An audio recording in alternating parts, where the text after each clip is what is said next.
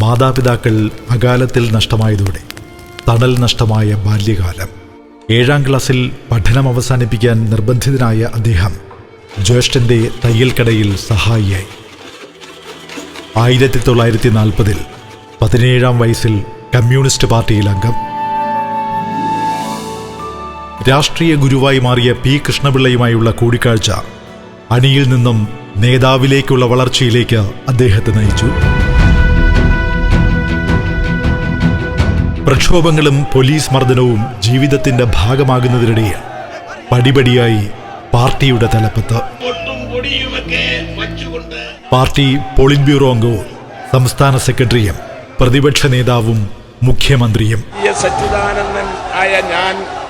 മണ്ണിനും മനുഷ്യനും വേണ്ടിയുള്ള പോരാട്ടത്തിനൊടുവിൽ മനസ്സുകൾ കീഴടക്കി ഒടുവിൽ മണ്ണിലേക്ക് വിട.